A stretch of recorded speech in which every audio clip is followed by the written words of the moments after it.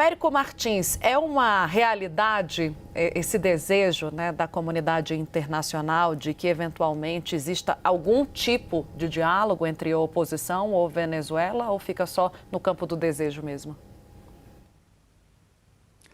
Vai ficar, infelizmente, apenas no campo do desejo. É duro fazer uma afirmação tão taxativa assim, mas é que os elementos levam a isso, Tainá. O Itamaraty tem levantado esse mesmo ponto que você falou. Se o candidato da oposição foi para a Espanha, muita gente acha que de uma forma até atabalhoada, antecipada, poderia eventualmente ficar na Venezuela para tentar uma negociação. Mas ele corria o risco de prisão, sem um julgamento que fosse independente, porque a justiça, a procuradoria, todos os órgãos de governo lá na Venezuela são controlados pelo Maduro. Então, ele saiu de lá. Quem seria o representante que faria essa negociação? Em tese, a Maria Corina Machado, que é de fato a líder da oposição, mas ela não pôde sequer ser candidata porque não foi permitida pelo Conselho Nacional Eleitoral. Então temos uma dificuldade ali. Segundo ponto, Maduro não dá a menor impressão de que pode querer dialogar com qualquer um. Pelo contrário, fez inclusive toda essa pressão sobre o Edmundo González para ele assinar documentos dizendo que reconhecia a vitória dele. Você tem uma pressão já de alguns países, como por exemplo os Estados Unidos, com sanções,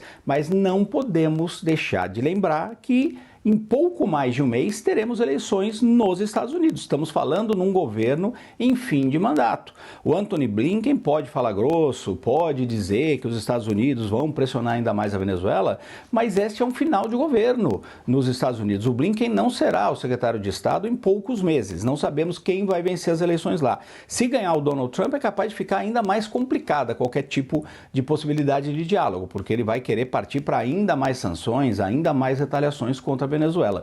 Então, neste momento, os grandes diplomatas, os governos vão tentar insistir na questão do diálogo, mas as condições, neste momento, não estão postas para isso.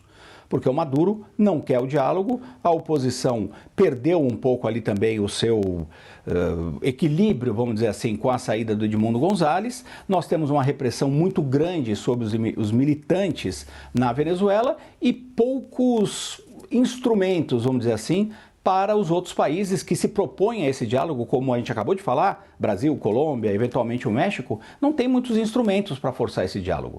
Então, infelizmente, nós vamos continuar nessa situação por mais um tempo, a não ser que o único elemento que eu vejo que poderia pressionar por um diálogo e por uma saída para essa crise seria uma movimentação interna na Venezuela dos militares venezuelanos.